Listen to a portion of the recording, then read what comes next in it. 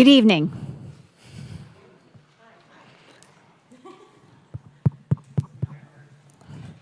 Good evening. There you go. Welcome, everybody, to the first of 3 council debates. Why are we having 3? Because there's 14 people running, and we wanted to ensure that everyone had a fair opportunity to speak and share their ideas.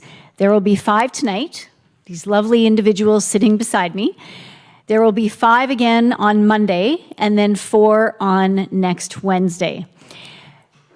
I'm Mary Ruth Snyder. I'm the Executive Director of the Campbell River and District Chamber of Commerce. We are co-hosting all of these debates with the Tidemark Theatre Society and the Campbell River Mere. We honor our relationship with the Lakota people, Wiwakai, Wiwakam, and all of the Métis and Inuit that reside in these territories. Thank you again so much for coming. We will begin with introductions in a moment.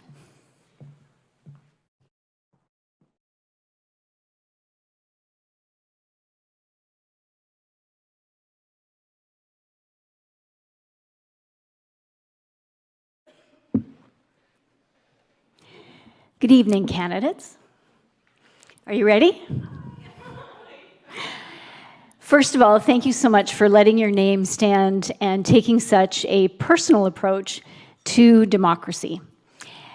We are going to begin alphabetically, so candidate Davies, please begin with your introductory statement. You have 90 seconds. Thank you. I appreciate you calling me lovely as well. That was nice. My name is Mike Davies. I've spent most of the last decade here in the community actively watching and listening to things that were happening in the community so that I could report them back to you in the local newspaper. I have moved on from that role, but I would like to bring some of that active listening aspect to City Hall now.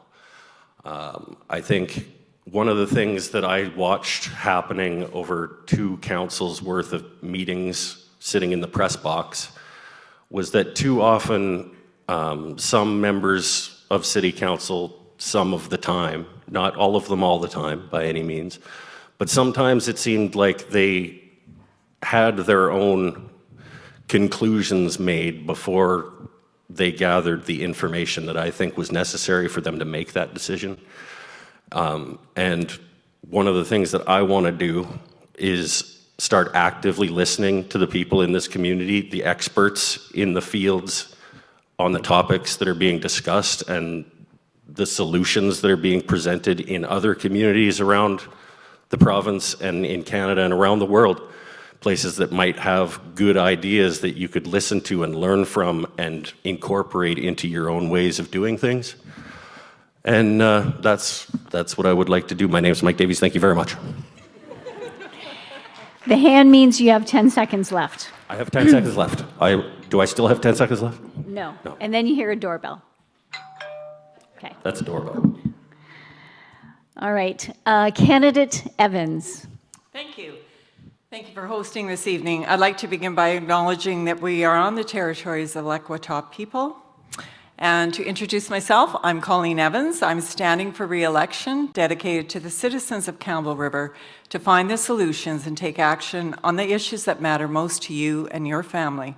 I have a proven leadership style that values collaboration and diversity, so all voices are heard and respected. I bring a wealth of relevant experience to Council from my roles as Executive Director of the Canadian Red Cross and the Heart and Stroke Foundation, Vice President of the Alberta College of Art and Design, a small business owner, and 8 years as the CEO of the Campbell River Chamber of Commerce. I care deeply about creating a vibrant community for all citizens. I volunteered on the boards of many local organizations, including our Community Foundation, the Campbell River Museum, the Tidemark Theatre. I'm co-founder of 100 Women Who Care Campbell River and director of the Children's Health Foundation of Vancouver Island, Qualayu House. My balanced time comes from hiking and creative pursuits of art, theater, and travel, and spending time with my grandson brings me tremendous joy. I look forward to leveraging my skills, expertise, and experience for positive change on community priorities to create greater resilience, a vibrant local economy, healthy communities, and long-term stability. I see great opportunities on the horizon for Campbell River, and I ask for your support. Vote Colleen Evans, re-elect to City Council. Thank you. Thank you. And candidate Johnston. It's really interesting being called by my last name. Doesn't happen very often. Yo, weeks Wadala. So, hi, how are you? How are you today? It's truly an honor to be able to be here tonight, not only as a local born and raised Campbell Riverite, Timberline Wolf graduate, happy 25th birthday, Timberline, a younger voice, but also as a member of the Weewakay First Nation. Some generations joining tonight may know me as Tammy Erken's daughter, Spencer's little sister, or granddaughter of Barbara, Keith, Tiny, or Rose. But my name is Tennille Johnson, and I'm looking to secure your vote for the upcoming municipal election to award me a seat as councillor for our beautiful city of Campbell River. I'm highly involved in our community through recreational sport, soccer, volleyball, recent joinee of the Eagles Auxiliary, where my grandmother has served very many years, the Daybreak Rotary Club, which has been an honor to be able to join and participate in their activities, and through my work in the healthcare sector managing primary care for the 50 First Nations on the island. I'm a social worker by education. I have both my undergraduate and master's degree in social work for the University of Victoria. I believe in collaboration, working smarter and not harder, and innovation as being vital to supporting healthy, thriving communities. So I look forward to working with our city. I'm extremely dedicated to the city of Campbell River. After spending 11 years in the South Island, I finally made it home. And I'm so happy to be setting my roots here with my daughter and my husband and really close to family. So Gaelic Eslaf for letting me be up here tonight.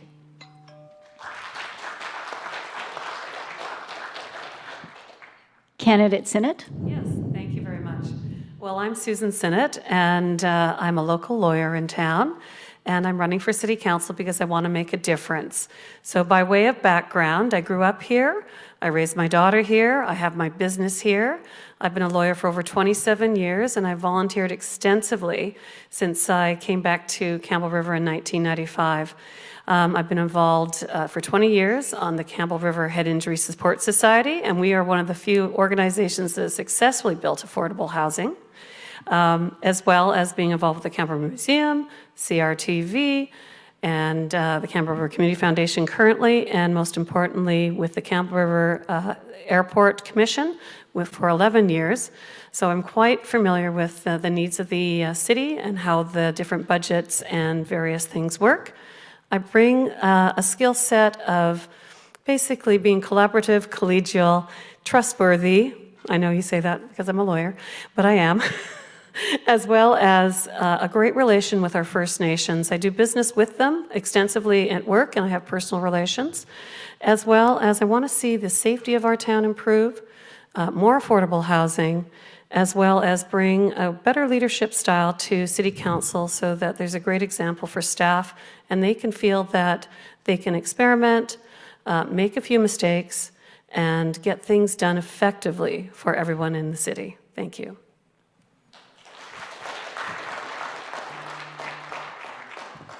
And candidate Smythe.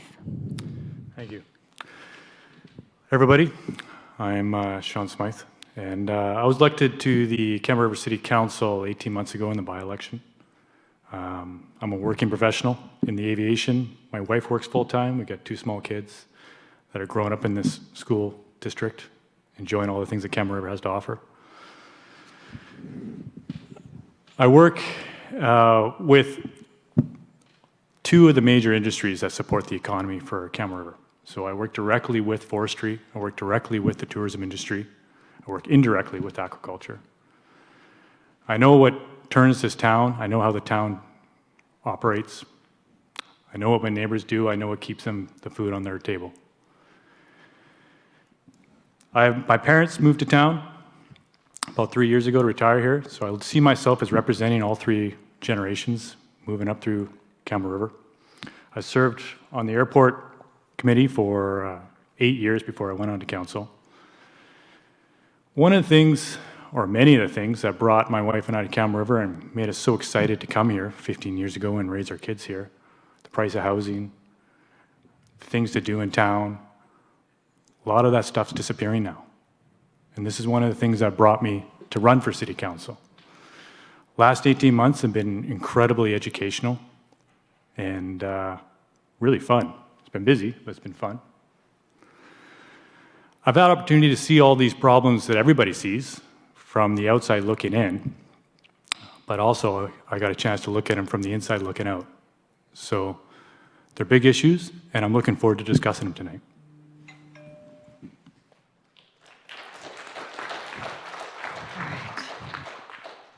And now we'll move on to the first question, and this will go to candidate Evans. How will reconciliation and decolonization inform your approach to working with our Indigenous communities? Thank you.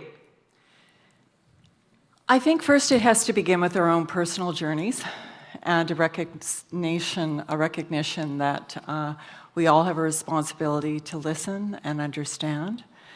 So for me, that's been a big part of my own personal journey, to learn more, to listen, to understand what's happening in our community.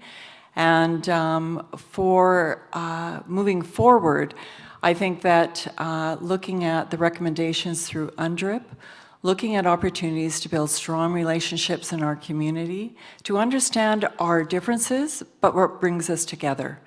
And I certainly know from the relationships that we've developed at the city with the Wiiwaikai, the Wiiwaikam, and the Hamalko nations, that we're starting to really not only respect that those governments are part of our future and part of the way that we will be able to build a future together, but also to recognize that it's all about understanding each other.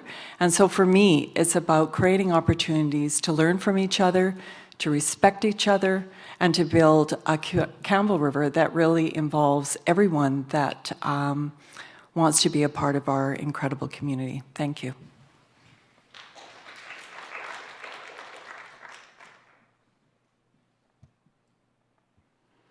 And candidate Johnston. Thanks. A big piece of reconciliation for me is actually me stepping forward, hoping to be the first Indigenous person elected to the Campbell River City Council is a big step in reconciliation for the Indigenous population. I think reconciliation is sitting at a really high level right now. A lot of people acknowledge the history of the residential schools. People are starting to learn about the Indian hospital that was in Nanaimo that all of our nations are affected by on the island because all of our relatives went to that hospital. But I think we need to start more localized than that. We need to start at a local level, helping support everyone's understanding of the territory that you're living on, that you're working on, that you're playing on. And understand who the Lake Odo people are, where they come from, the language they speak, which is Likwala. It's a different dialect than the northern end of the island, which is Kwakwakiwak territory. They speak Kwakwala. Starting with basic understanding of who we are, where we're from, and supporting from the ground up on your learning and your journey. Understanding how Hamalko Nation arrived here and how that's impacted their nation and the nations that surround it. Understanding that Klahoos First Nation is a Coast Salish nation. They speak a different language dialect than we do. So just really starting local, starting small, build your understanding from there. Gail Kessler.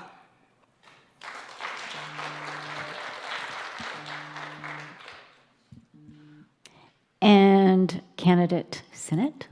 Yes, thank you. Well, I usually take a much more practical approach, and I look at what I've done in the past, and I think a number of people probably recognized I've had some deep connections within the local First Nation communities. I was the ceremonial pallbearer for George Kwok's sister when his ceremony was held at the Big House, which was kind of an amazing event for me, being a female and being a Caucasian European descendant person. It was an amazing honor. But more practically, besides understanding in the legal terms the terrible things that have happened to our First Nations because we frankly didn't follow our own European laws as we came west into Canada, and we have these responsibilities now to make it right, is to go over to our First Nation governments, treat them as equal governments to ourselves, and work out arrangements that actually make practical sense. There are financial considerations that we can work on. There are, for example, procurement policies right now that BC Hydro is following that we could adopt at the City of Campbell River that give preference to First Nation communities and in industries. We also have opportunities to work jointly with our nations nearby, so we have outcomes, as well as treat them as equals and do sort of a UBCM with our First Nations for the betterment of our community as a whole. And Candidate Smythe. Yeah, thanks. When I first started onto council and I was stumbling my way through, all the other councillors were great for calling me up and chatting and giving me tips. And one of the questions I asked one of the other councillors is, why don't we ever meet often with our First Nation partners? Everything's done through our mayor. And the response that she gave me, she goes, I don't know. That's a good question. We don't really know what they're doing over there. And it was interesting because you look at the way we do projects within the city, and like I say, I'm only saying this from 18 months, but from my point of view, it's almost like we look at what happens with the city and it all just kind of stops right at the Way-We-Kai and Way-We-Come and the Hamalco. There's no unity within things that happen. And one of the things I'd like to see is a better relationship between the city, City Hall and Council, and our First Nation partners. We went to the UBCM, and there was a whole project all on First Nations partnerships with municipalities. It was a great key. And one of the things they said there is the key, the number one builder between cities and their First Nation partners is projects, joint projects. If you can get two projects going together, you can build together and you build the two communities together. And I think if we go to UBCM with our partners, we'll be an incredibly powerful force. Thank you. And Candidate Davies. Well, I agree with a lot of what's been said, especially Sean down at the end there when he talks about working more collaboratively and cooperatively with local First Nations. But the question in my mind was based on the word reconciliation, and the basis of that word is to reconcile. And I have to be honest and say that I have not myself reconciled the past that we have. And I wouldn't want to presume how to go about reconciling the past that we have without asking the First Nations people themselves what they see as being a pathway to reconciliation. And I'm not about to impose what I think reconciliation looks like on them while I'm a guest on their territory. Okay. Thank you. Next question, we begin with Candidate Johnston. If you are elected, what will be your top 3 priorities, and which one would you focus on first? Top 3 priorities would definitely be investing on solutions for our downtown core, looking at opportunities to create safer pathways for support. We have a lot of incredible organizations in Campbell River, but we also have a challenge with silos and not working completely collaboratively. We spend a lot of our money in those silos, often trying to do the same work, but in individual pathways. So bringing all those community groups together to look at supporting our downtown core and how we can enable a safer space for all people living in Campbell River. That would be a big one for me. Reviewing our city's master transportation plan, there was some consultation just recently done to update that plan. I would like to action that plan. I would like to see us invest in how we move about our city and doing so in a way that supports and enables all types of people to access everywhere more easily. I kind of have 4. I really want us to increase childcare spaces. We've only added 30 childcare spaces. We needed 90 in 2019. There have been a lot of babies born in the last couple of years, and we need to enable parents to be able to get back to work. We have an entire workforce that is stuck at home because we don't have childcare.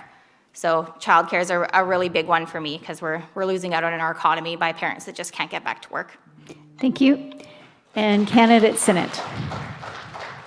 Yes, I do agree with candidate Johnson about the safety in the downtown issue. I spent some time today talking to one of the managers at the security services, and it's probably more extreme than some of us even realize. So that requires resourcing, more safety. The other issues sort of develop in between each other. It's the housing availability, affordability, the development approval process, which has slowed down our housing availability, and our OCP review, which is long overdue, and quite frankly, our OCP has too many outcomes for a town of our size to be actually realistically achievable. And the third one is all of these really depend on our First Nations coordination. We have to be very aware of what's happening right now. Had a meeting with the Weebakam, and the development of a new Indian reserve that's coming. They're wishing to grow out on Evergreen Road, the development of the drainage into Nuns Creek Park. There's a number of projects that they have on hand which directly affect our town.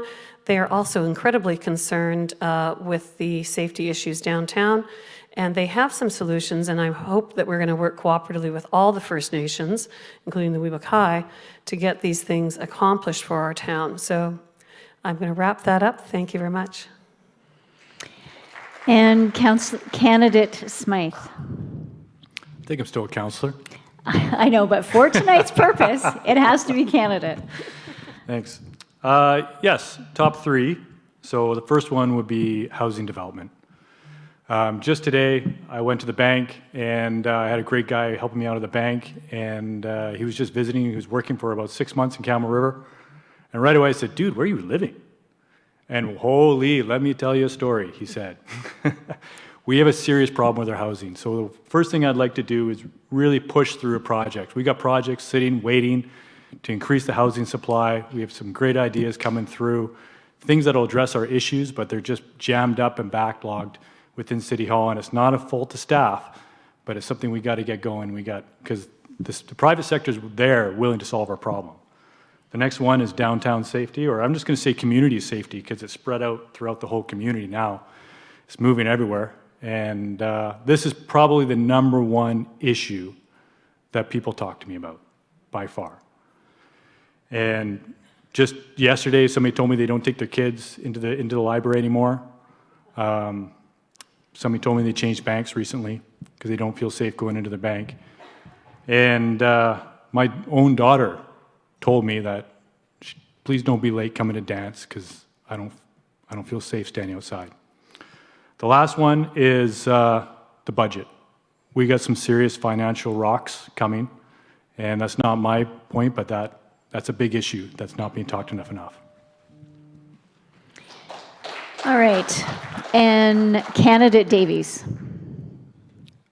Can I get the specifics of the question again? Yes. Thank you. If you are elected, what are your top 3 priorities, and which one would you start with? Oh, okay. I thought for a second that it was going to be what are you going to start with in terms of when you're elected, we're going to go into budgetary discussions over November and December. So the first thing we're going to do is have to deal with the budget, which I guess falls into this category, because one of the things that would be a priority of mine would be to get the budget under control, because I watched a lot of budget discussions, and there were a lot of things in there that I had questions about. But that's fine. I wasn't in charge of making those decisions. But yeah, keeping spending under control while still providing good value for money for the community would be one of my priorities. Second one is obviously the thing I hear the most about from people around me is the housing affordability issue. I feel really, really bad for some friends of mine that have been renting for years trying to save money to buy, and every time they get anywhere close, they realize that they're nowhere close. So dealing with the housing affordability, part of that has to do with, like Susan said, matching, getting our OCP refigured out because it's well overdue, and matching the OCP with our zoning bylaws finally would be nice. And then I guess third, I don't know if it's a priority, because I mean, obviously downtown safety, but I'd like to get more arts and culture initiatives happening through the city, as opposed to always relying on local nonprofits and other organizations to do it. More arts and culture through the city. Thank you. Ding, ding, ding. And candidate Evans. Thank you. And certainly, as I've been listening to community members and hearing what their concerns are, housing affordability is one of the top priorities. And it's really concerning for me when I hear that seniors are really worried about the ability to even make a move in this community because they can't afford the kind of rental property and the level of rental properties that they would be moving into. We can't leave anyone behind. So being able to create the kind of land use policies, the kind of development permit policies that help us fast track the kind of housing that we need in this community to enable people to look at multi-generational housing, secondary suites, mortgage helpers, row housing. We built 507 units last year. Most of those were the type of single houses and apartments that did not provide the kind of low-cost housing that many of our residents are requiring. So certainly housing affordability is a key issue. Second, safety concerns. It's very concerning when we hear about people in our community that feel that downtown safety is something that's precluding them from engaging in our downtown core. We need to make sure that we take care of that. And third, budget financial stability. We need to make sure that the kind of financial decisions that we are making with our 10-year financial plan really meet the needs of our growing community and give us the kind of financial stability and security that we have to move forward. Thank you. Thank you. And we're going to start with the next question, and candidate Senate, you will be first up. I recently had the opportunity to visit the lovely town of Sydney, and I was very impressed with all of the public art. It's everywhere.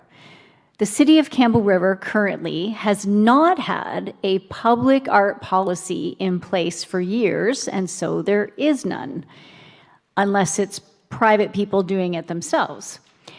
So for those currently serving, why isn't there one? And for those who are running, what would you do if elected? Well, I guess it comes down to the trade-offs that you have to make. I do believe, my daughter is in fine arts, that's what she graduated with, that a cultural base in the city is a wonderful thing. When you travel, you always look for that. This is a tourism town. That's one of our third main industries in this town. Public art becomes a question of how much is the city going to fund and support at what cost of other projects and priorities. Or can we do partnerships? And that is my preference, is if you can get the nonprofits involved and they show some interest, that we do matching and we find other sources of funds and we set the policy that way. I'm a big believer that a lot of our not-for-profits and our various fundraising organizations like Rotary, and again, working with our First Nations, can result in amazing results, or leverage our actual city facilities. For example, the airport has a wonderful example of a public art display in the terminal building. and that is a First Nations collaboration. I believe Mr. Blackburn was part of that as well. So these are the types of things that the city should encourage. I've worked at different organizations that also were encouraged to do public art, and the city could try and work with that type of idea as well. Thank you. Candidate Smythe. Yeah, thanks. So I believe we did have the Arts Council come to council and give us a presentation, and I think we did approve a bunch of prints and we painted a few things. I mean, they're small things, but you know, there's many things that we can do. Everything costs money, right? And I'm not against the arts. I think arts is great. It really does a good job of cleaning up towns and making more gentrified and wanting people to go. It costs money. So where does it come from? A great example, and I see it as a beautiful piece of art because I'm in aviation, but we have the beaver that the Campbell Society put in down on the highway. You know, that's $1 million art piece that didn't cost the taxpayer a dime. And we had a nonprofit society come in, put the whole thing together. It was a huge, huge undertaking that I can't take any credit for whatsoever other than liking it. And these are sort of things that, you know, working with council, getting to the permits, getting things done, sure, you know, but it all takes a huge amount of collaboration, and we can apply for grants, but at the end of the day, we got lots of problems to deal with. So art is not a big one on the priority, unfortunately. Okay, thank you for that. Candidate Davies. So the question is why don't we have a public art policy? Well, we don't. I know. Okay, so if you were elected, how would you go about, what would you do? Would you leave it as no policy? We need or a would public you... art policy. We spent a lot of money 8 years ago, to commission a bunch of work to be done to help us create a public art policy. We already spent a lot of your money to create a framework by which we could make a public art policy for the community so that we could determine where public art should be located, how it should be incorporated into new developments and into park spaces and into the planning for the community, but it was never implemented. It was never enacted. We didn't actually develop the policy that we paid a bunch of money for somebody to research for us. So what would you do? I would enact the public art policy. Okay. We have the framework set in place. All we need to do, it doesn't need to cost us, the money for the art being installed doesn't need to cost the city money. They need to develop a policy by which to incorporate art through things like grants, through things like nonprofit organizations like the Arts Council and the Art Gallery, and the Vancouver Foundation has a lot of money to give to art projects, and there is money out there for the art projects themselves. We need to develop a way to incorporate them into the community better and more often and more effectively. Okay. Councillor Evans. Thank you. And having sat on the committee that looked at developing a public art policy, I certainly recognize that public art is part of our community expression of what makes us unique. It's part of the reason why people come to communities to look at their public art and want to see a vibrant public art representation. The creative industries drive innovative thinking, and the value of public art we've seen exhibited in the driftwood installations that Alex Whitcomb has done in our community. We see that in the representation of the banners that have just been installed in our Spirit Square and on some of our public buildings. The opportunity to create a framework for the public art policy has already been developed. I think it takes a willingness by council and the community to understand the impact that having a strong, vibrant arts representation in our community does to attract and renovate or generate the kind of economic development that, again, creates just a vibrancy in our community, reasons why people want to come to our community, live in our community, and stay in our community. So arts, to me, is really critical. I would certainly want to move forward. I was the person that brought forward the opportunity to do the type of installation in our Spirit Square that really showcased public art, and I look forward to doing more of that moving forward. Actually, candidate Evans, the question to those who are currently on council is why hasn't that policy been brought forward? And candidate Davies already explained that the policy was created, but it just simply wasn't enacted by the council. Could you shed light on why it wasn't enacted? Well, what I can share with you is we have 7 individuals that sit around the council table. And the value of public art is different with each of those council members.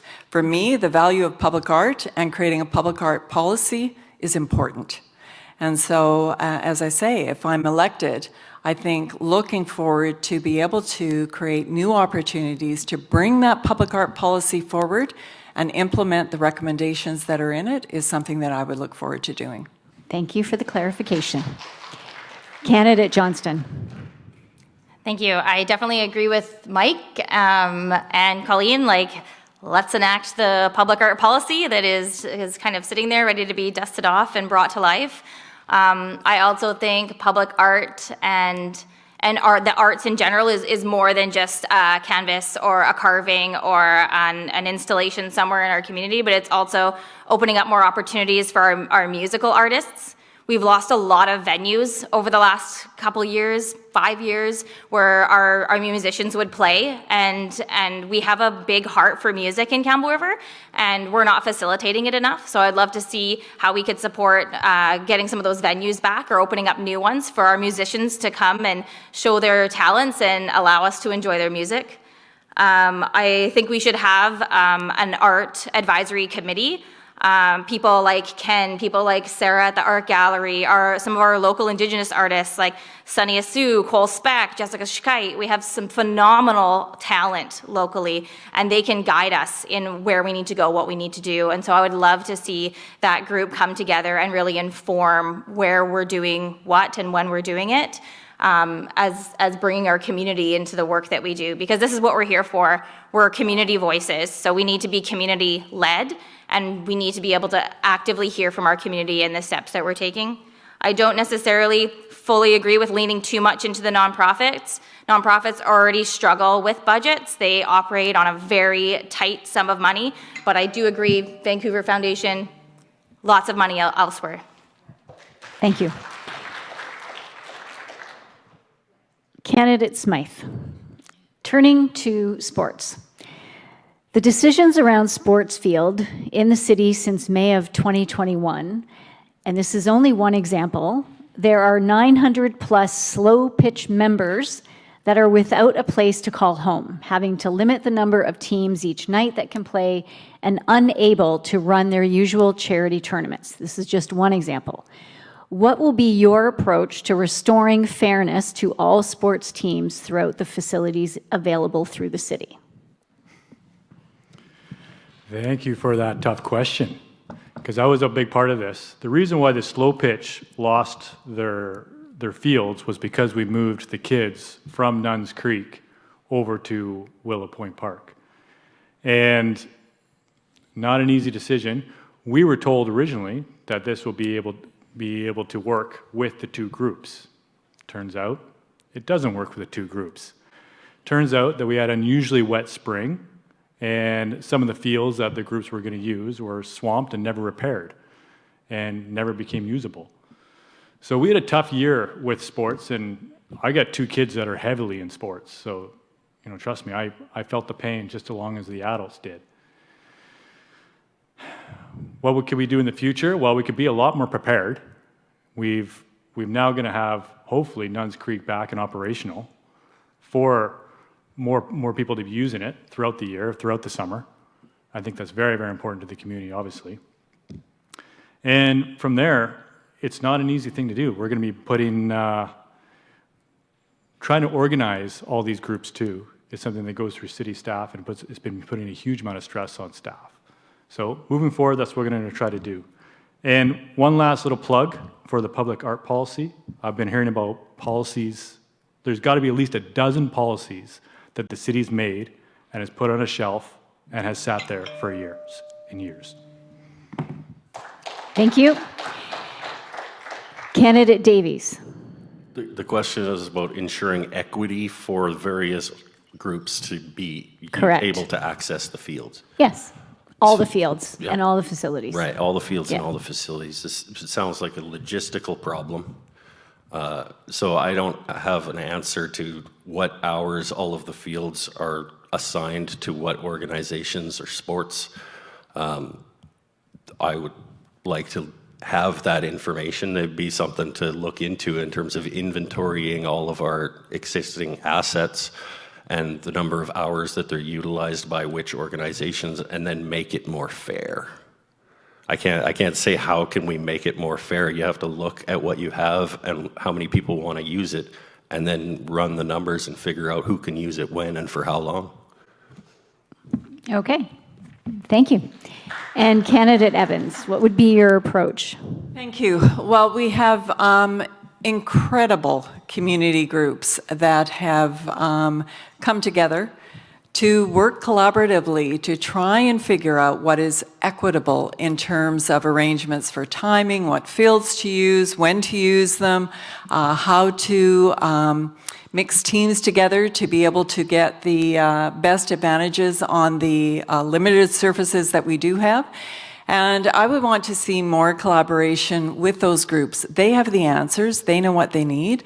I just received an email today from a slow pitch group that is looking for opportunities to come together with other organizations to, again, equitably look at what's available, how the timing can be, how they can share those fields, and I think really they have the answers of what it is that they need.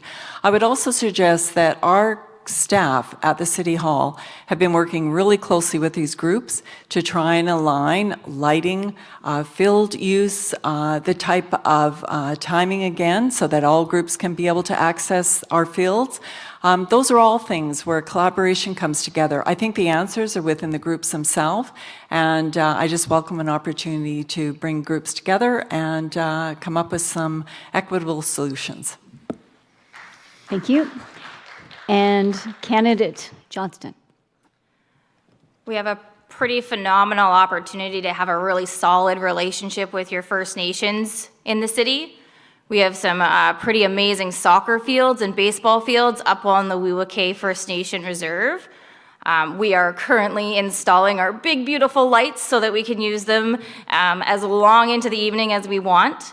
So there is more opportunity in this city than what the city already has and already utilizes, but it takes a relationship to get access to those other facilities.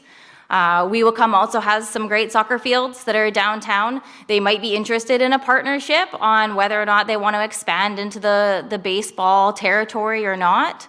But until you have those conversations and invite those conversations and relationships, you're not going to know. So I would definitely pursue that relationship because we're also very big sports fans in the Indigenous community. We're super into baseball. We're super into soccer. We love our sports. So I would welcome that conversation. We also need to understand that our population is growing hugely. When I first moved back to town almost 7 years ago, I went through the grocery store and I did not recognize a soul, which was mind-blowing to me. I used to know absolutely everybody here, so we need to be conscious of that, and we're a sports-driven community, so we need to honor that, and that's why people move here. So we need to potentially think about what does development in the future look like to support our sports, to keep people active and healthy.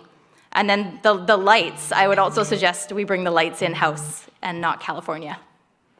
Thank you. And candidate Sinnott. Thank you. Having a daughter who had to fight for pool time, because that was her sport of choice at the time, between all the various competing entities, and understanding how when we were managing a very small club, I'm very sympathetic. It's difficult. People don't see how they can sort of advocate for their children and or their sport when they're dealing with one or two people who are likely balancing their job with many, many stresses. So if there is a significant issue, as Councillor Smythe had mentioned, then I think it's at that time the senior management at the city need to come back and come with a task force. This isn't really a council decision per se. The bigger vision would be, as Ms. Johnson said, is to look for other opportunities, think outside the box, because we are the governors and the policymakers. And then the next step is, if we can get our financial house in order, if we can get our growth in the city directed so that we are getting sufficient housing built, sufficient commercial properties, sufficient light industrial properties so that our tax revenue actually starts to grow, we'll be more in a situation where there are more fortunate communities that we can finally talk about improving our facilities and growing our facilities. You all know that we have had one very sad pool and 2 small hockey rinks, and we need more. Thank you. And now we're going to thank you, everyone, for your answers. Turning to the environment. With regard to new construction and renovations, are you prepared to follow the example of many cities in Canada and implement green building codes for all new housing, condo developments, and renovations in Campbell River? For example, minimum levels of insulation, heat-retaining windows, grants for heat pumps, etc. The list is very long, so that's just an overview.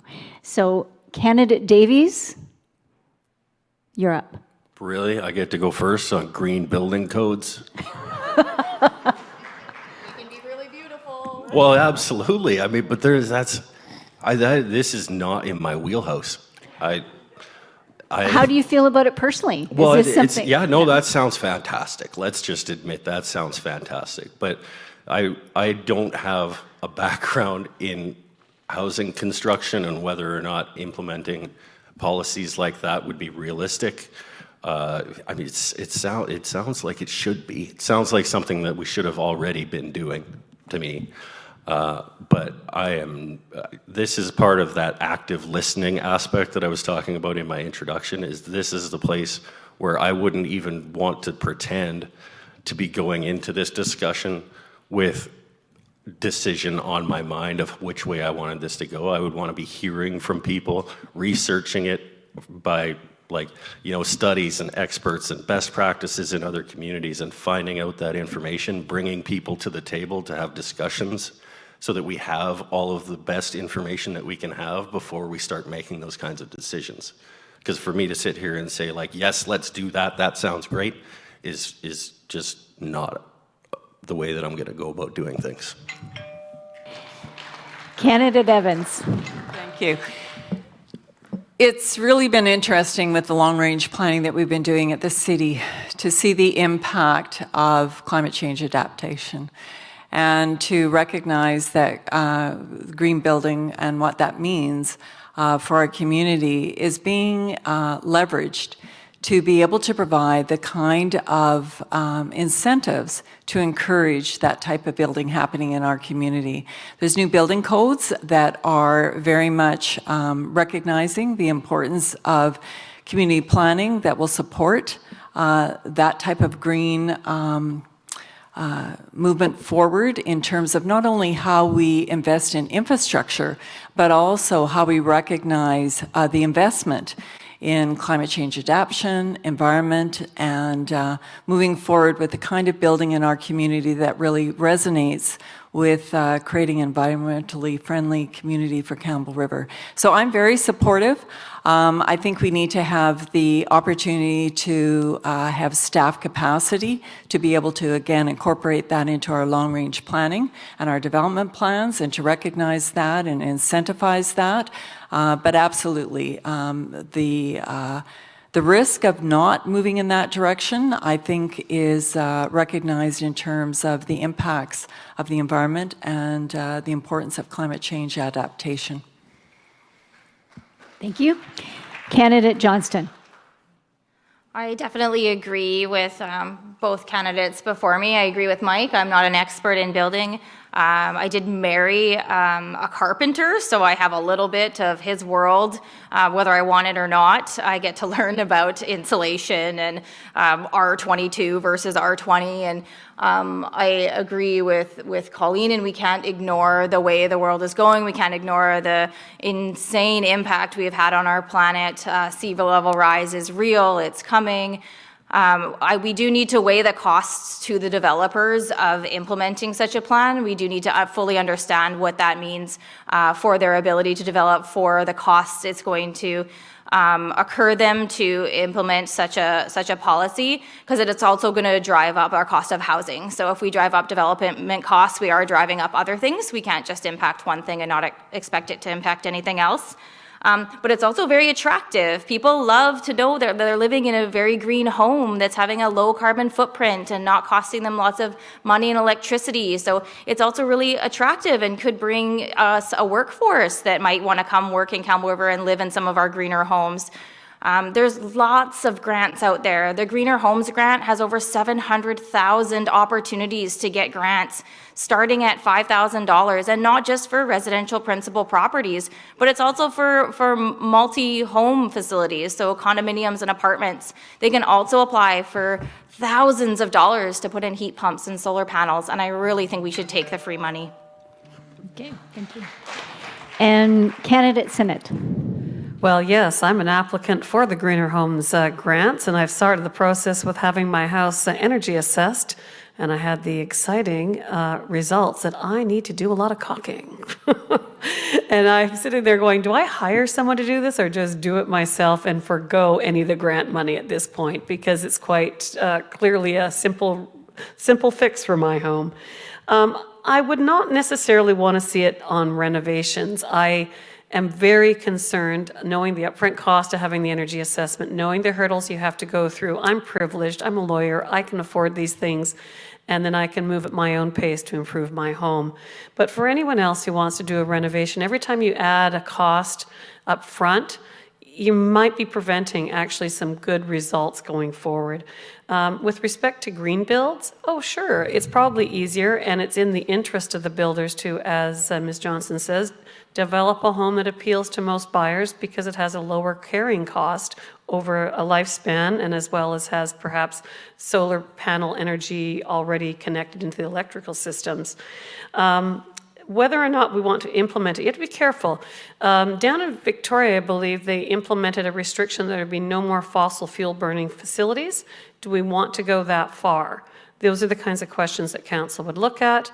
It's generally something, of course, we want to look at and consider, but I'm not quite there until I see the details. And candidate Smythe. Yeah, thanks. So all the candidates here are right. There's a lot of incentive programs. It's a pretty exciting time for grants and for moving stuff into high efficiencies, all sorts of incentives to have a more high efficiency. I too went through the high efficiency test, and it is not cheap. And I've taken advantage of the grants over the years. So I'm all for moving forward to that. The key is we have to be smart about it. There has to be a cost-benefit analysis. We have to work with our developers because we don't want to get ourselves down the road where we're implementing big regulations that actually increase the cost to the house that they're building at the end. And a lot of developers, they work right all over the province, so they know what works, they know what doesn't work. If another community has all these green plans in place, they're used to working with that, and they'll know how to work with the city on that. But we have to work with them. We can't put things in place that suddenly make things way more expensive for the houses when they're done at the end. So be very sensitive of that. And we have to be smart about it, because I'm glad you brought up the natural gas one, because I know many people in the heating business. I have family in the heating business, and they say it's, you know, you're backing yourself really into a corner. What happens when the power goes out? You know, now you got no way to heat your home. So we have to be smart about it. Thank you. And candidate Evans, reducing car dependency And improving options for different modes of transportation has been proven to have economic, health, environmental, and livability benefits. And in light of the growing climate emergency, which most of you have now referenced, what specific actions would you support to increase active and alternative transportation in Campbell River? Thank you. Well, I would first take our active transportation plan and start to implement it. Complete it and implement it. There's some incredible recommendations in that plan, and we just need to move that forward. I also think that it's really important that as we look at land use development, that we're creating the kind of connected communities that really reduce our emphasis on using automobiles, that we look at multimodal transportation. I'm really excited about some of the plans that I've seen in development that really create community hubs, that really connect our community and encourage the kind of walkability that we want to see in our communities. So certainly, I don't think we need to reinvent the wheel. I think a lot of the recommendations that are in that active transportation plan make sense for our community. I think it's really important that we build into our planning for moving forward, that we do in a very cost-effective way, that we do it in a well-planned way. We've seen examples in our community where sometimes we put forward an initiative without really recognizing the impact of including active transportation into that initiative. So I would certainly want to see a well-coordinated land use plan, development plan that implements all of the opportunities to consider the recommendations in that active transportation plan. Thank you. And candidate Johnston. My first paragraph, I swear I didn't talk to Colleen about this before, but an approach I would like to take is utilizing and implementing the master transportation plan. We need to better job at moving it forward. Over the last 10 years, we have not seen significant steps taken to move it forward. Getting more people on buses, on bikes, on foot is drastically going to impact our city's footprint. I'm a huge advocate of being able to have safe cycling routes. And that doesn't necessarily mean bike lanes on every street, but it does mean identifying which routes cyclists are commonly going to take and making people aware of those routes.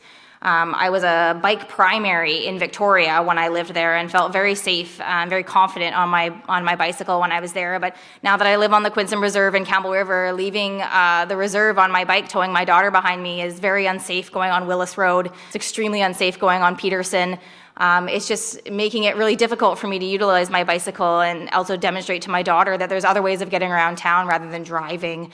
I think that there's a movement that's happening about getting rid of gas-powered vehicles. So there are many countries, even provinces, looking at how can we move people around our cities on ways that don't involve gas. So let's get ahead of that. Let's invest in some opportunities that allow people to access our city differently. It's going to be, again, something that's attractive to people. And we want to attract people to Campbell River. We need a workforce. So if we can diversify our ability to access our city through walkability, through bicycle, we're going to start attracting more of a workforce to Campbell River, and we need that workforce. Thank you. And candidate Sinnott. Yes, thank you. I've had the benefit of living in large cities where I had no car and completely was an active transportation person. Loved it. I do recognize that in Campbell River, we are a long community. We're very car dependent. We do have the plans. One of the things that we do not do is monitor our plans. So if we're willing to do it, we should measure it. And we are not currently doing that. The city recognizes that it's at capacity. They do not have the resources to do the monitoring that's required. Our OCP is sitting there from 2020 saying we're going to have certain percentages of people doing active transport, and we don't have those numbers. So it's going to be one of those things where you sit there and say, what is the low-hanging fruit? And I'm sure all the plans and the experts in the field know what it is. So then why is it not being done? Where's the accountability and why aren't we measuring it?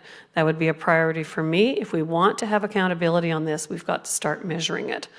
There are various things, including improving transit, the use of the main corridors and developing more housing along our main corridors so that people would be more likely to use transit because that's where the density is, and reducing, actually it's going to be a little bit different, parking spaces. If we don't have as many parking spaces needed in new developments because they have access to transit, guess what? They use the transit. Candidate Smythe. Yeah, thanks. I'm a big fan of active transportation. We're a family that exercises a lot. We ride our bicycles a lot. We're a big riding bicycle family. My wife used to ride to work every single day. I did quite a bit until we started dropping our kids off at school every day. And I would like to see the kids ride to school. And we've talked about it. I'll ride with them to school, but they're not going on their own because the roads just aren't there yet. It's just not safe yet. And it's just kind of the unfortunate situation where we are right now. I would love to see some solid pathways through the city. We're a long, narrow city, so like a good solid pathway to go north and south on a bicycle would be very, very handy. I think it would be used a lot, kind of extension of the ERT. I would love to see that. However, I'm not anti-car. Doesn't matter if it's an electric car or gas car, people are going to still need to go to the grocery store and pick up their groceries. If you tried to take groceries home on a bicycle, it doesn't work. So that's my take on that. I think we can do it. What we're going to do is we're going to do an active transportation plan. It's going to happen no matter who you vote for. We're going to come down, and then it's all going to come down to resources. Are we going to have the time, and are we going to have the money to put in these bike lanes everywhere? It's not a fast process, and I'd love it to be faster. I'd love to things happen quicker. I'd love we could do it tomorrow, but that's just the truth of it. And candidate Davies. All good points again. Well done, folks. Yeah, no, I wish I would have gone first on this one instead of the green building policy, because these were all really good points, and I had a lot of those down as well. I think part of the big problem with this community not being walkable and bikeable and transitable is that, like everybody said, we're a long and skinny community. We're 6 blocks wide and 20 kilometers long. And I am not in very good shape. And there is a big hill in between my house and the nearest grocery store. And if I wanted to take a bus to that grocery store, it comes 7 times a day anywhere near my house. And it would take me 2.5 hours to get on the bus and go to the nearest grocery store to my house, get my groceries and get home, and I can drive there and back and get my groceries in 20 minutes and get back to making fajitas. So there's lots of problems here that are all combining together. I love the idea of the community nodes of businesses so that places are closer to your house. You can spend less time driving in your car, and you could maybe take a bike if you were in better shape, or walk. But those community nodes, I think, are still too far apart for people with mobility issues or people who are not in great shape. And the transit system is not good. I've heard that it actually, from people who take transit regularly, I've heard that it actually got worse after its most recent changes that were made by BC Transit, and that was the doorbell. That was the doorbell. Candidate Johnston, the next question. Food insecurity has become a daily challenge for many families due to the astronomical inflation. What ideas do you have to address increased small agriculture to feed our community? I'm really big into keeping it as local as possible. There's numerous markets in Victoria that would purchase from local suppliers and sell, and we have our market down in Willow Point that is lovely, and Dave's Bakery, and they're great, but we need more than that. We need markets that are going to purchase from our local sellers, from our local farms, our local animal suppliers, and be able to purchase locally. Additionally, we have lots of gardens around the community, and they're beautiful, they're awesome, but they're heavily reliant upon volunteers, and that is tireless work. It's all year round work. There's prepping, there's winterizing, monitoring your harvest, watering. Like, there's a lot involved with gardening. And if we could partner up with some of our local community organizations, people that are passionate about gardening, and look at actually putting in some sort of salaried position that's going to be able to monitor all those gardens all year long and harvest the vegetables from those gardens, distribute them. We could have our own local good food box program. Right now we're partnering with Lush out of Comox because they're rocking it. But I think we could have our own local program that would source our local food and then start mentoring people into gardening. It's really easy to just grow a couple things at home, even the really hardy ones that are really hard to kill. That's my passion, is those ones. And candidate Sinnott. Yes, thank you. Well, I have my own backyard garden. I've been doing that for over 25 years. And I would really like to encourage other people of self-interest in these things. But that is actually sort of a privileged position with people unable to afford single-family homes to sort of expect people to start doing backyard gardens. I'm completely in favor of community gardens, more small dedicated micro parks that we have, like Laughing Willow, which is in my neighborhood. But when you talk about food security for our community, we never talk about our aquaculture industry, and we have an immense amount of abundance from the sea, and we have a lot of local suppliers. I buy my fish locally off the dock, and it isn't always just about agriculture. On top of that, we do have an agriculture plan. It's a great plan. Perhaps we'll see some more development under it. There haven't been a lot of uptake, but we do have a regional district, and we have our neighbors to the south as well. And they are generous and come to our markets and share their food. And we have wonderful places that are just outside the city limits up on York Road. And as well, as I've heard, there's a pilot project at the old Catalyst Mill site where they're doing vertical gardening. And perhaps with large industrial sites, they can be repurposed to provide additional food security. And candidate Smythe. Thanks. Yeah, I'm glad you mentioned the agricultural plan, because that's another plan that was written in 2011. Probably cost the city, I don't know, 10 grand, maybe 20 grand, and it was put in a binder, put on the shelf, forgotten about. So there are there's lots of good land in Campbell River according to the plan. There's a give and take, right? The yin and the yang. So we're already strapped for lots in the community. And if we start designating lots as farmland in this community, that's less housing in this community. Now, I'm not saying that's a good thing, I'm not saying a bad thing, but that is the trade-off. To me, I think a compromise of that is to get into a partnership with the regional district and work with the regional district more. They got way more available land, they got the wells, they got the use of it, and it's still very close to town. And in the agricultural plan, they talk about striking a committee and putting a committee in place with local farmers and having them to work with the city, tell them what we need, how we get these things done. I love that idea. I like the idea of committees in general. They're complicated for city staff, I could recognize that, but it's a way of city council working with local experts that know what they're talking about and listening to people. No, go ahead. Sorry, I thought that was a hand. Anyways, I was going to talk about my terrible gardening because we do lots of gardening at home, and this last year it's been awful. It's just, yeah. Anyways, that's it. Okay. Candidate Davies. Thanks.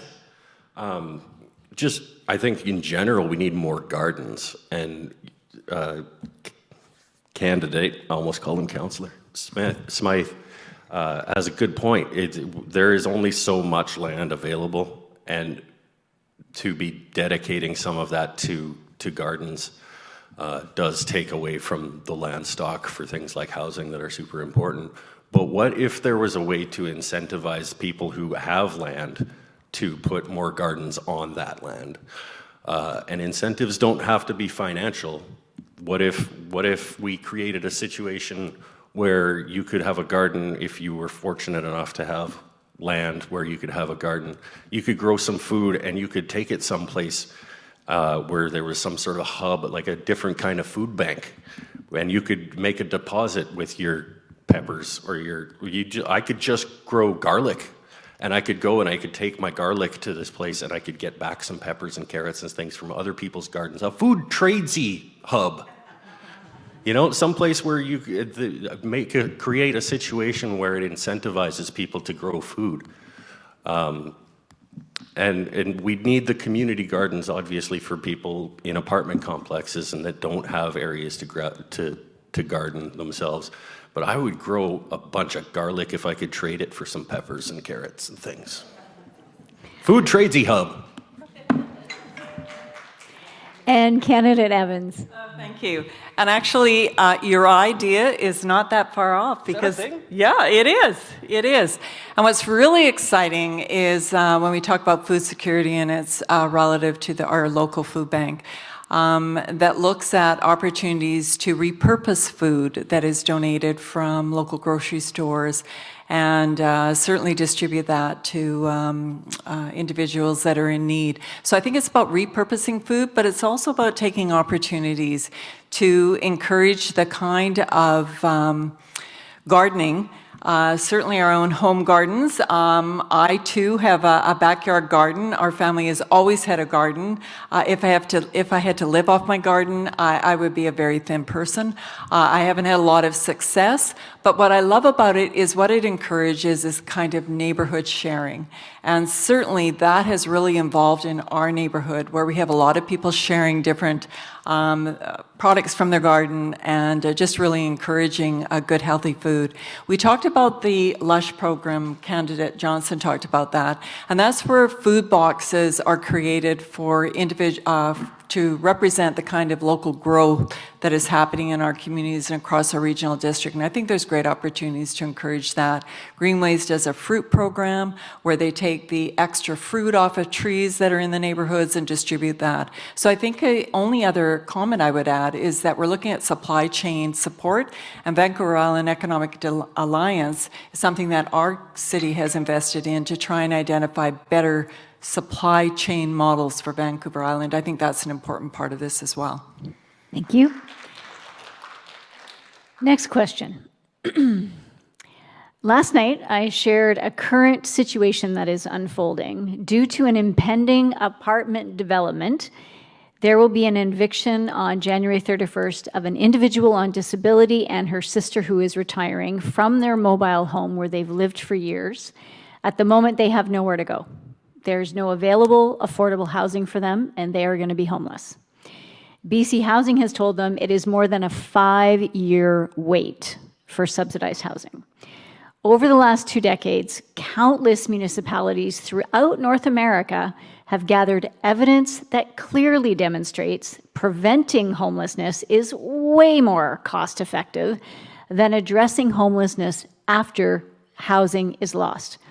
What is your plan to encourage a more diversified and affordable housing supply, such as a certain percentage of new units in any building be subsidized and affordable, or anything else? Candidate Senate.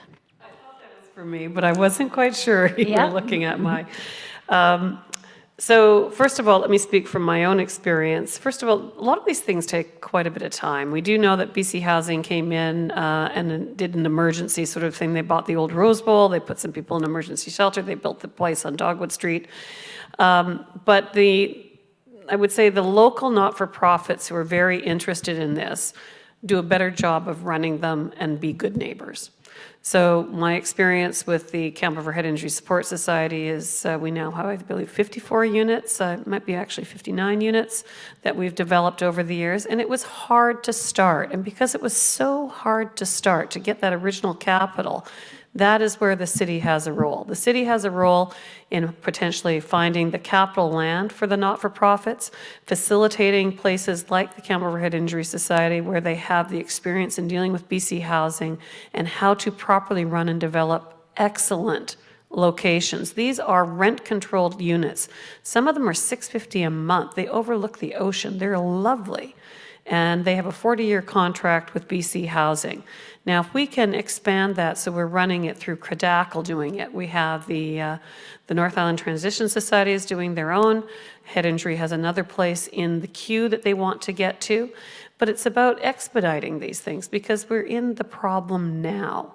And other than doing that, the city has to do as much as it can. It can look at incentivizing developers if they want to offer some of these more affordable options. It would be complicated. You'd need those same sort of contracts that BC Housing does to maintain those under market rents for 40 years plus, but it could be done.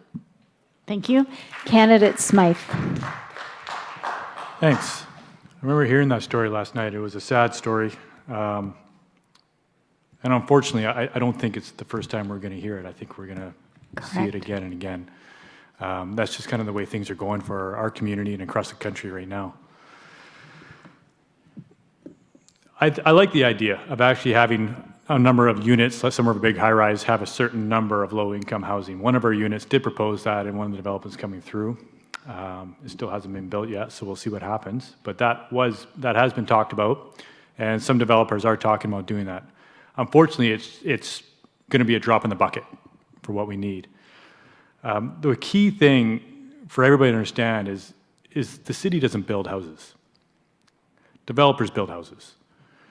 All we can do is we can advocate and we can donate land on where it could be if it's a nonprofit. But for the city to go out and build housing is an incredibly difficult process. And in fact, I sat through an entire presentation at UBCM of a community that tried their own nonprofit building. They tried to build an apartment building, nonprofit, community-led, and they're still not even cut ground yet. It's years into the process because they're having such a difficult time with it.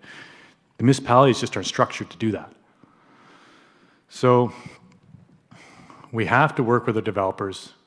It's our only choice. They're the ones that build buildings. And if we can speed up the process, get things happening, be smart about the infill, be smart about where we're putting our development, diversify our housing, that's the best we can do right now. Okay. Candidate Davies. Yeah, I agree with a lot of that too. I think there's no question we do need to increase density. Density increase is not a bad word. It's not a bad idea. But we need to do it in a thoughtful and strategic way, as opposed to just every time a development proposal comes through, we have to decide on a case-by-case basis whether or not these people get an apartment building on this lot. We need to go back and redesign the OCP and align it with our zoning bylaws so that we know where increased density is going to happen in the future. We can plan that out. We can be strategic about it. And the second thing that I think we need to do is address what some people call that missing middle housing, whether that's increasing the rate. Not nearly enough movement has been going forward on increasing the number of legal secondary suites in our community, or carriage homes, or why can't we figure out a way to incentivize townhouses and row homes and patio homes and these things that like the average everyday person in our community could afford to buy, that would maybe open up some of the apartments for the lower income people so that we can stabilize rent amounts in town. There's lots of things to do. And Candidate Evans.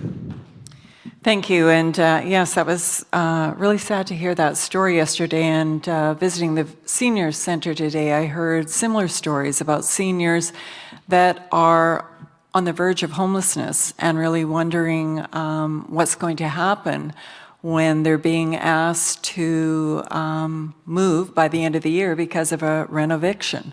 So these are issues that are happening in our community all the time. The city does have the ability to look at zoning. Those are tools that we have in our toolbox to consider what we can do in terms of secondary suites.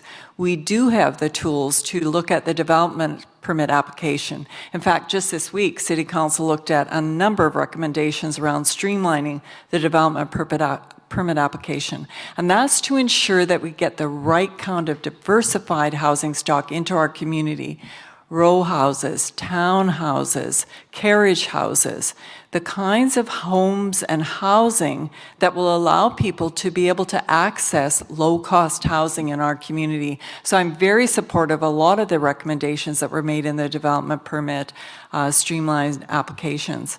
I also think that we have to really encourage and incentivize the kind of low-cost percentages that we're looking at for large developments in our community. Those are all things that we as a council can do. I think we need to be really focused on creating every opportunity we can to create the kind of low-cost housing that will allow community members to stay, live in our community, have a viable life. Thank you. Candidate Johnston. Just getting really repetitive at this point. Take immediate action by enabling secondary suites. It's not only the ability to create more housing, but we also gain from taxation. Taxes are going to go up about $1,000 if you put in a secondary suite, so that's immediate revenue back into the city, and also benefiting that household owner that's putting that suite in their home, whether that's putting it in so their parents can live beneath them and they can keep their parents home longer and support them, or whether it's to rent it out as a mortgage helper. It's just a really phenomenal idea that over 70% of our community was like, yeah, sure, that sounds good. Being strategic about how we grow our housing market, what styles of homes we build. We all know affordability is currently a huge barrier, so diversifying our housing market will offer an opportunity to impact that in a positive way. We need to build what our workforce needs. Our low vacancy rates drive down our workforce capacity, and it's impacting all levels of service. Let's use the Rapid Housing Initiative grant that's sitting there ready and waiting for us to apply for it so that we can build some rapid housing. It's open right now. Our municipality can apply. It's federal funding that's available for communities to look at implementing innovative solutions to help with the lack of affordable housing. So there are opportunities out there. We just need to take them. Thank you all for your answers, and that concludes part 1 of tonight. Second part, if you all read the email, now you actually get to ask a question of another candidate, and it's a question of your choosing and a candidate of your choosing. Candidate Smythe, what is your question and who is it for? And did you read the email? I read the email. So, candidate Sinnott. We served together on the airport committee for many, many years, too long. And every year that we served on the airport, it lost money. Last year, the last budget I did, the airport lost $850,000. Yep. So that's money that can be used elsewhere in the community. What would you do? Well, thank you for that difficult question, especially post-COVID when we didn't have an operating scheduled service for a period of time, as you know, in the aviation industry. No, but frankly, we've just done a governance review with the airport. I've been there from the very beginning when the Airport Authority was created as a condition of funding from ICE-T to have the airport operate in a business-like manner. Quite frankly, my first question is, where's the checkbook? We didn't get one. We were stuck with city budget processes, which just continued to say base budget and give us a few ideas, and maybe we'll give you $20,000 or $30,000 to pursue some ideas you have. So nothing really changed. So what I learned over the years is that the city has some significant constraints, including all its municipal obligations for budgeting and depreciation and all the boring stuff you guys don't really care about, but I had to learn. And we do something called cost allocations, and several $100,000 of those costs are allocated out of the city to the operation of the airport. Terribly not efficient. No airport runs that way. We really need to spin the airport out of the city and have it run as an independent entity that controls its own services, its billing, its client relationships, and is no longer beholden to a municipal system that does not allow you to support business.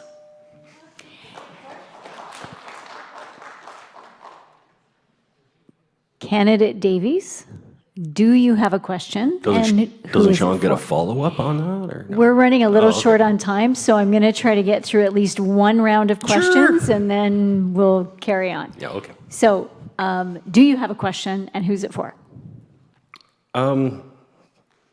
Sure. I guess my question would be for Colleen, as the longest serving member currently on council on this board of people. I'm just wondering if you have any, looking back on your time so far, 2 terms, yeah? If there's been anything that you look back on and wish you would have either made a different decision than the decision that you made, or something you would have done differently looking back on that time, I think it's nice to reflect on things like that. Yeah, thank you for that question. For me, the 8 years have been incredibly exciting, because there are decisions that are being made all the time based on the input from 7 individuals on council. And so listening to those, having the kind of rigorous debate around the council table, and then coming up with a decision is part of the process that I find is incredibly exciting for making a decision in terms of local governance. For me personally, I think I would want to be able to see more debate around what success looks like and what the shared priorities we have for our community. So moving forward, having a strategic priority plan in place that clearly defines what success looks like with the collective voice of all council members, and then be able to measure the outcomes of that success and be able to report that back out into the community. That's certainly something I look forward to continuing on. And I think that's just critical for us to be able to leverage the diverse voices around the council table and be able to make really good informed decisions for our community. All right, and candidate Evans, do you have a question, and who's it for? I do.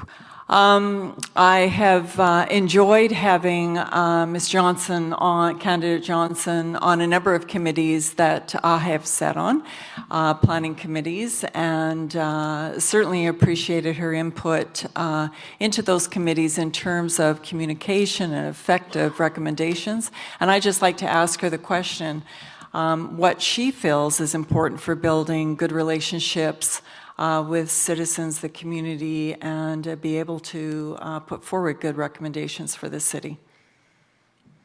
Thank you. I think we have 2 ears and 1 mouth for a reason. I think we need to listen really well to what our community is saying. I did serve 3 years on the city's Community Planning Advisory Committee. I don't really feel like we take our advisory committees seriously enough. I think we ask a lot of those volunteers and their time and their expertise, but then we don't really utilize it when it gets to the council table. So I'd really like to honor the time that those folks spend and the feedback that they give us, and use that to our benefit. I definitely feel like as a whole council, not just as one member or as one mayor, we need to do a better job of being out in community collectively. I think we need to consult with the nations that live here collectively and demonstrate that when we listen, what we're doing with that information. And that it's not just lip service. It's not just tokenizing and showing up and listening and say, okay, thank you, and then there's no demonstration of where that information was utilized. I think we're here as members of community. We're supposed to be conduits for our community, and we need to demonstrate that. So I think when we demonstrate that we're listening and how we're using that information, it's really going to build relationships with community, and we're going to see a lot more community members coming out and being engaged, whether that is at council meetings or when we're going out to consult on various zoning and bylaw amendments. Yeah. Okay. And candidate Senate, do you have a question, and who's it for? Well, I think there's only one person left that needs a question. Especially You after better he make it a endured tough so one. many years with me on a committee. And I supported him last year. I was his financial agent for the run Actually, for the nobody by-election. asked candidate Davies a question I'm either. sorry. Oh, I'm sorry. Well, I guess we'll get to that too. Can I ask both? I'm going to ask Mr. Smythe a question. Mr. Smythe, you've been on council now for 1.5 years? Yes, 18 months. Yes. So what have you accomplished that you're most proud of? Okay. Well, it's been a huge learning. You only have 90 seconds. It'll be quicker than that. It's only been 18 months. It's been a huge learning experience. I think actually what I'm most proud of is the TEAMS program, the Team Aerial Rescue program. It's a small thing, and I know it doesn't impact a lot of people here, but for my industry and working with the logging industry, it's a huge program that is going to connect medical rescue for people up and down the coast. It's going to be connect to logging companies. It's going to get people close to the hospitals. It's a big upgrade that I've seen in my industry on the coast for 15 plus years. I'm very, very proud of that program. And I can't give details of what the thing is on here for everybody, but I invite them all to go check it out and Google it. Very proud of it. Mr. Smythe, I don't think they quite understand what Team Medical does. It's an emergency room that... Oh, yeah, so it's an emergency room that Susan went through the presentations. It slides into a helicopter. So now what we're doing is when there's a big traumatic event outside of the town, outside in the bush, we have actual medical professionals showing up. We have actual paramedics showing up with proper equipment. This is something that will save people's lives. No guarantee. Okay, thank you for the answer. And now we are back to you, and we still have a bit of time. Oh, did we miss you? Oh my God. I am so sorry. Yes, ask a question. I'm so sorry. It's okay. I was also really bummed that we didn't get the healthcare question because I'm really down for the healthcare support. All right, so but let her anyways, rip. I'll let that go for now. So my question is for candidate Evans. You have 8 years of experience around our table. Your leadership is admirable. What are some of your goals for our city over the next 4 years? If elected. I'm being confident for her. Thank you. Thank you for that question. And I mentioned about the importance of strategic planning. I think that is key to council, that in order to ensure that we are leveraging our resources and really representing the voice of the community, we need to identify our strategic priorities early on, be them very representative of what the community wants to see in the next 4 years, and ensure that we build in measurements and ensure that we have agreement on what success looks like. So certainly priority planning is something. Building relationships, I think, is key. We see the success in our collaborations between organizations, between other businesses in our community, between our First Nations. And so building strong relationships is something I absolutely would want to invest time on. Our OCP is coming up for review in 2023. We need to have more community engagement on that. So I would want to see opportunities for us to really facilitate new ways for the community to be involved and engage in designing what they want to see for the next 50 years in their community. So the OCP to me is a real key document, but it's the process that involves the community and making decisions that's really key for us and a key opportunity. I think we need to look at all of the plans that we have, as some people refer to, sitting on the shelf. It doesn't mean they're bad plans. It just means that we need to have the capacity to be able to start implementing those plans. So review those plans and bringing those forward is also really key to me. And of course, financial stability. So we have a 10-year financial plan. It's very successful. But how we approach our plan for the future, we need to really review that. Thank you. Thank you. Now we're back to you. Thanks. So I was going to ask a question to Ms. Johnson because she said something that triggered my attention that was really something I've thought about a lot, but I'm going to turn the question over to Ms. Candidate Davis, unfortunately, because nobody's asked me a question. So don't hate me for this. So Candidate Johnson talked about daycares, and this is a huge issue in the community. We've lost 5 daycares in the last year in Campbell River. It's a big problem. The problem is it's provincially regulated. So, Candidate Davis, what would you do to try to inspire more daycares within Campbell River? Thanks, Sean. Sorry. This is another not my wheelhouse kind of answer. I'm going to come off like a broken record, but This is another collaboration question. I believe there was a needs assessment done by various organizations a few years ago that showed the number of spaces that we did need.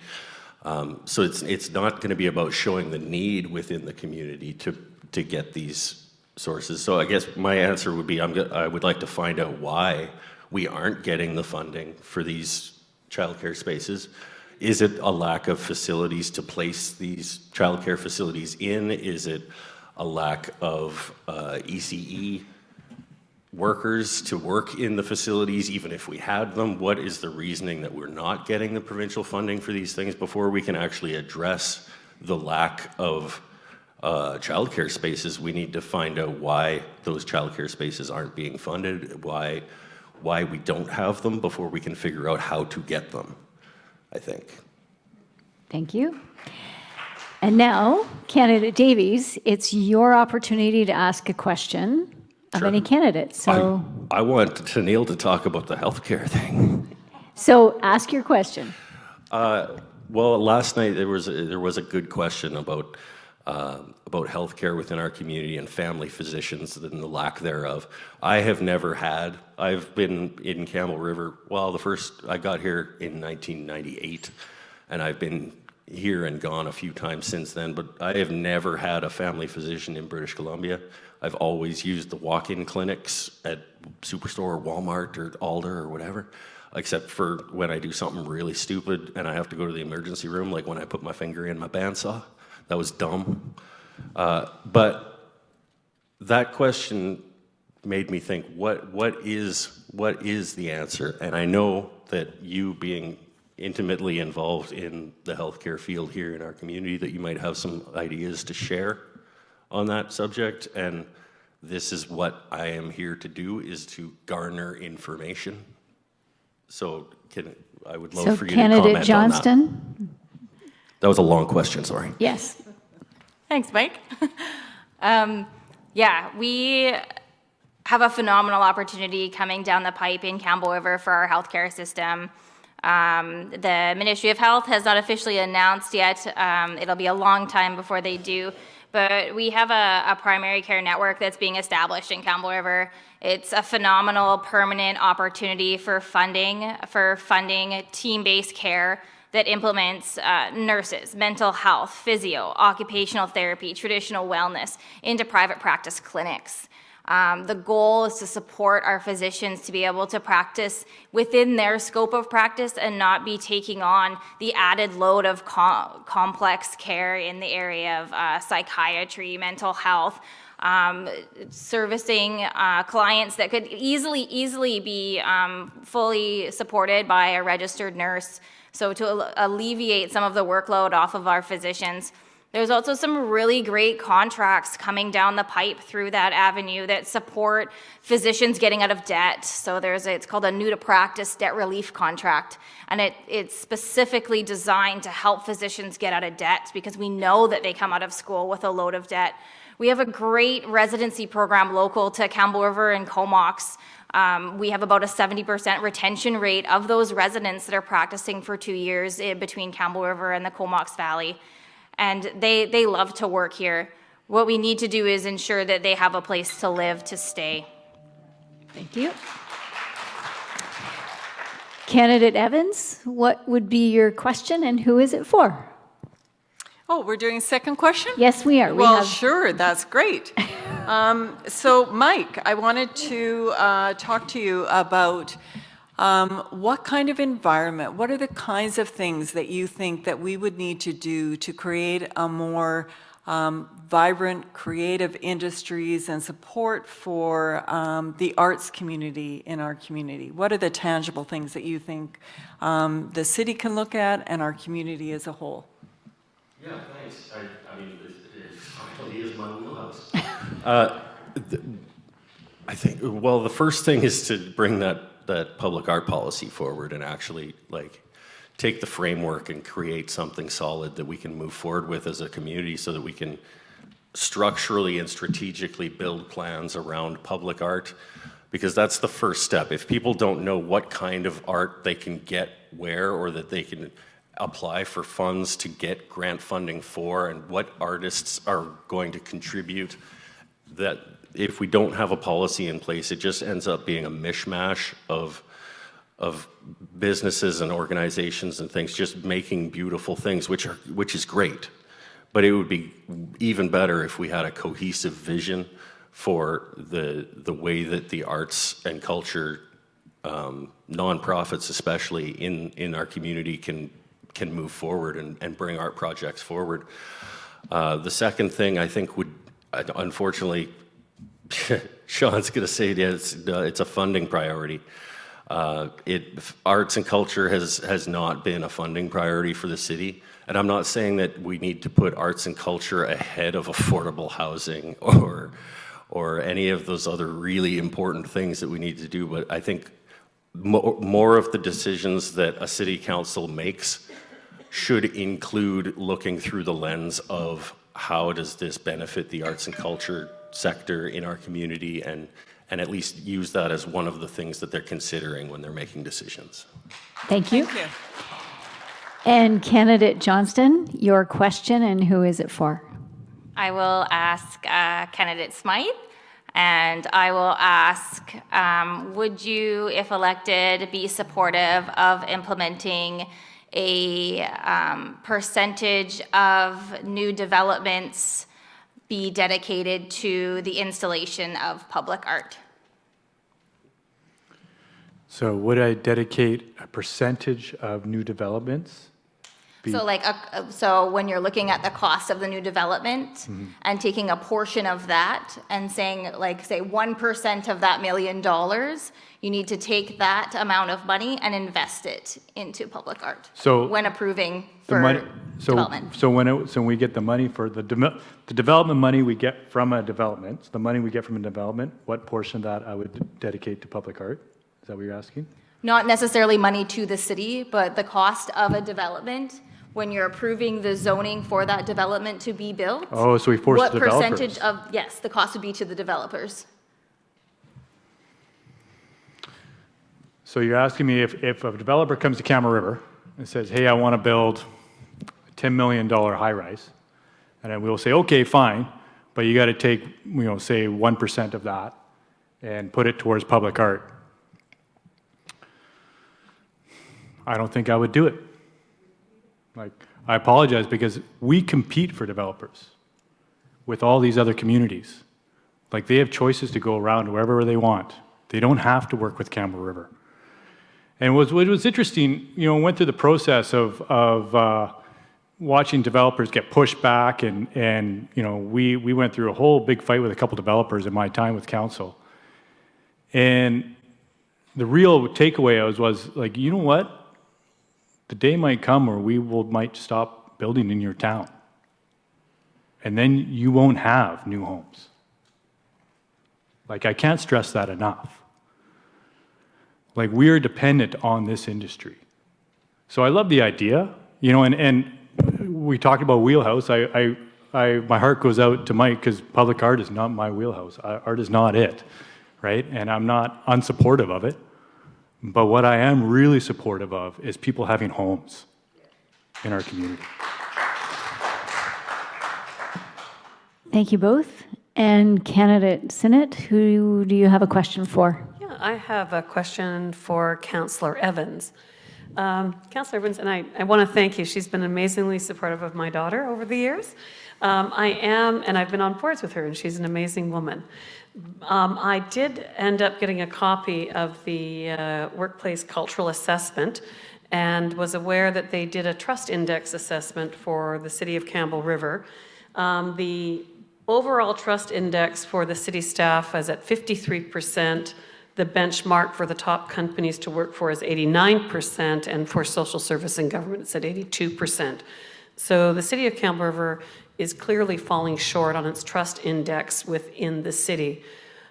Can you explain that as council member for the last 8 years, how this has come about, and what is the plan to fix it? Well, I'd like to begin by saying I don't think that's a public document. that was shared in camera, so I'm not... Received under a Freedom of Information request. Okay, I am surprised that you have a document that was confidentially provided to members of council. So I'm not going to speak specifically to that because, again, I'm uncomfortable sharing something that was supposed to be shared in confidence. But what I will say is that workforce development, to be able to attract and retain employees, it doesn't matter where you work. You need to feel valued. You need to feel that the purpose that you have in your organization is being appreciated. You need to know that you have the flexibility and the opportunity to have balance in your life. You need to know what the expectation of you as an employee is and how you're going to be measured and evaluated in terms of delivering success. You need to have the kind of compensation that allows you to be compensated in a way that's valuable to you. For some employees, that's not just financial compensation. For some employees, what it is to be able a balance of life, to be able to go home and drop your daughter off at daycare, or be able to go home for lunch, or to be able to take time off when you need it to help a loved one. So for me, it's a full compensation package that looks at all of those elements, and then the opportunity to feel like you have the opportunity to grow in your organization.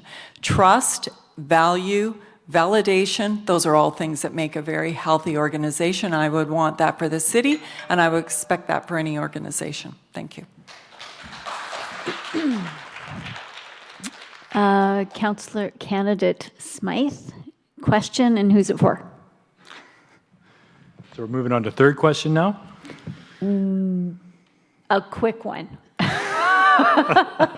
I'm trying to keep an eye on the time because this is going to go on Shaw Spotlight TV, so we got to keep it under 2 hours. Okay. Well, I'm gonna throw this one out to fellow Councillor Evans, and it's the one that I got. So you had a long career at council. It's very distinguished. Name one of the things you're most proud of. Oh, that's a great question. Thank you so much. There's so many things that I'm proud of. I would say the opportunity to build a strong and vibrant economic development office. When I came on council in 2014, one of the reasons that I came on council was because I saw such missed opportunities for economic development in our community to create a positive business environment and a thriving local development that really create opportunity for local businesses, which are the cornerstone of our economy, to be able to grow, that attracted individuals into our community, that created a welcoming community for newcomers. And so being able to bring economic development in-house really created so many opportunities for our community. We heard earlier a number of candidates speaking about the airport. Economic development is now aligned with the airport, and I have every confidence that the work that they will do in alignment with our airport is going to create opportunities for incredible dividends back into our community.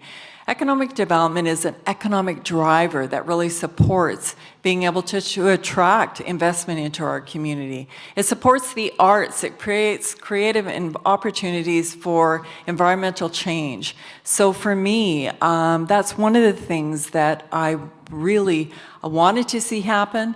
I've seen the evidence of the workforce development that's taking place through economic development, and I'm just encouraged that that's such a part of a positive future for Campbell River. So thank you for the question.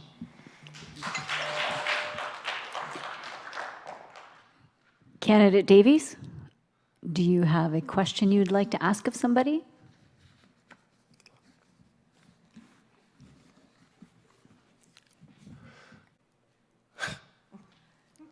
I read the email you said.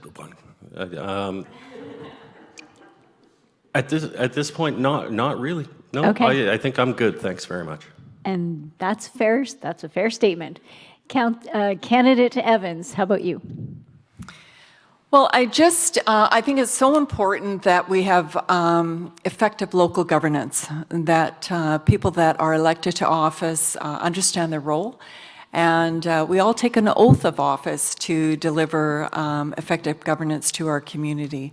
So I will leave this open to any candidate that wants to talk about how they see leveraging their skills and experience to build a kind of collective voice on council that really demonstrates the importance of transparent, effective local governance. Who would, go ahead. Candidate Johnston. And you're going to be it, and then we're going to go to closing statements. Okay, great. Working collaboratively and collectively is just in my nature. As a social worker, we are born and bred to network and be creative and collective and team workers, and I am excited about the opportunity of doing that work on council. I'm excited about being able to build those relationships between community and council on a number of different levels. So it's so natural in my wheelhouse to reach out and ask questions and be curious and be a learner first, just like Mike was speaking to. Like, none of us know everything, nor should we. We all have our gifts, we all have our passions, and we need to honor those in other people. Our big house rules, each of our posts in the corners of the big house stands for something different. They stand for having integrity, being truthful, being honest, and being respectful. So I carry those with me wherever I go, and I fully intend to bring those into the council table and being able to demonstrate what that looks like. So I'm just really excited about that opportunity to really bring people together. Okay.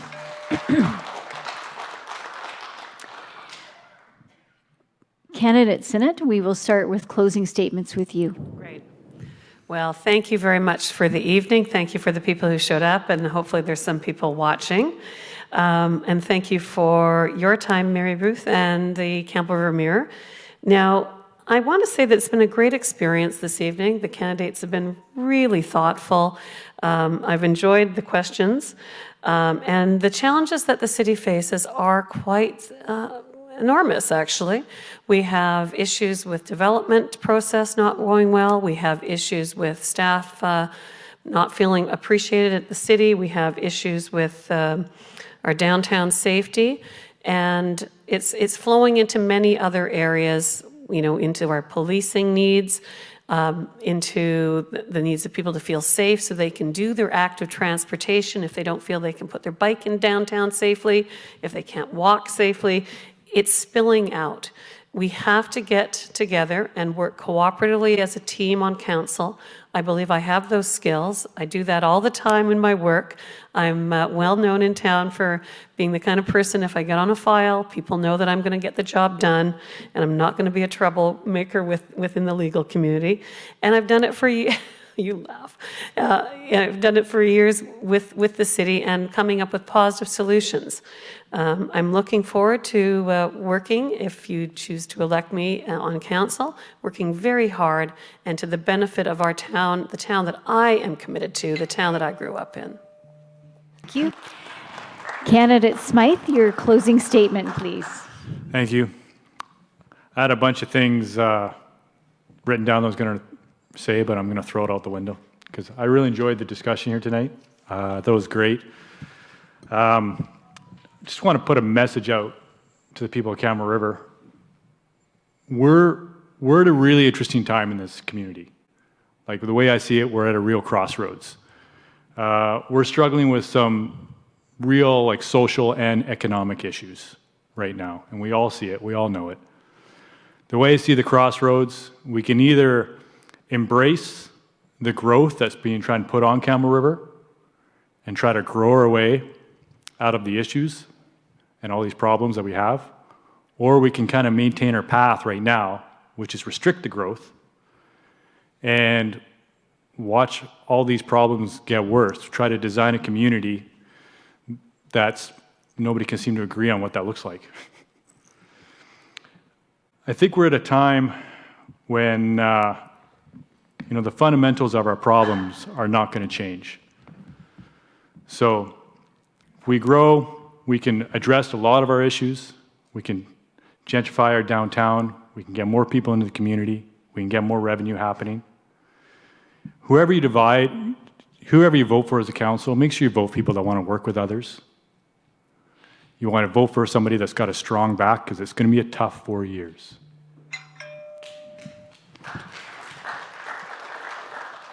Candidate Davies, closing statement, please. Thanks. I didn't even write anything down to throw out, because I wasn't sure at this point in the evening what I would want to be talking about. So I think what I would like to do is I would like to thank the people who came down to the Tide Mark tonight, and the people that are watching out there in internet land and watching after the fact, probably, and say thank you for caring about your community enough to do that. And having said that, I would like you to do one more thing, and that is to figure out who the people are that you think are going to best represent you on your city council and make the best decisions on your behalf, leading this community forward into the future. Figure out who those people are. Tell 5 of your friends to figure out who they think those people are, and tell all 5 of those friends to tell 5 of their friends to do the same thing, and then all 31 of you go vote on October 15th. Because what can't keep happening is for us to just keep letting 10 or 15% of our population decide who is in charge of making the decisions for our community. Thank you. Candidate Evans. Thank you. And I just want to acknowledge the audience and just say thank you very much for coming out tonight. I know there are a lot of people hopefully watching online as well, and just thank you for being engaged and participating in the process. I want to thank the Chamber of Commerce and Black Press for hosting the event this evening, and the Tide Mark Theatre for doing a great job of making sure that our voices were all heard this evening. Like you, I feel incredibly fortunate to live in Campbell River. I'm a tireless advocate for promoting our community and have a solid understanding of how Campbell River is changing, what our challenges are, and the opportunities that lie ahead. I'm looking forward to providing steadfast leadership to set direction, prioritize opportunities, create timely, effective community engagement to ensure the collective voice of our community is heard. I want to create a place where our residents have safe, vibrant, and healthy communities to live, work, and retire in. I want a welcoming community, a vibrant city that can attract new investment, retain talent, and establish an economic advantage for Campbell River. I've heard from you that you want a city where we prioritize our collective well-being to move the dial forward and move us closer to even greater prosperity for our city and our residents. I remain focused on delivering what matters to people in Campbell River. I ask for your vote on October 15th. Vote Colleen Evans. Thank you. And Candidate Johnston. We have a lot of dusting off of plans to do.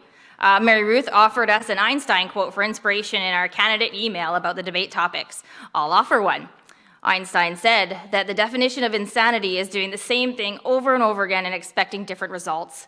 So let's do it differently, Campbell River. Let's vote in a diverse group of community members that can represent who you are, your interests, your needs, and bring some process.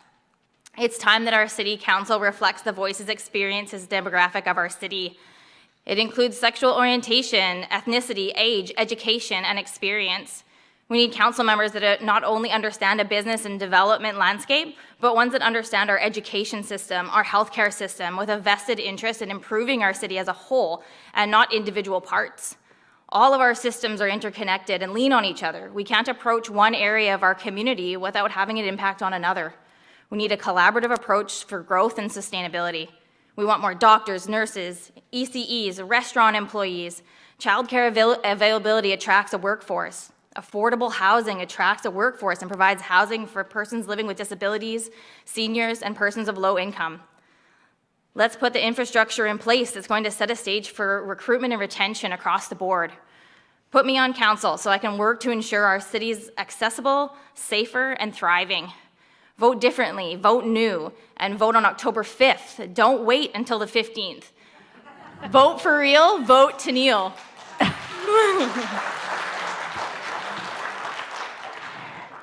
Thank you to all of the candidates. Your answers and kibitzing was quite enjoyable tonight. Thank you again for putting your names forward. We really appreciate you having your courage to stand up for our democracy and participate in such a very personal way. And I echo everybody's comments. Please go and vote on October 5th or the 15th, whichever works. It is so important. This is democracy in action, and your voice and vote matters. Thank you so much for joining us for the first council debate. The second one will be on Monday the 26th, and the third one will be on Wednesday the 28th. Thank you again. Please vote.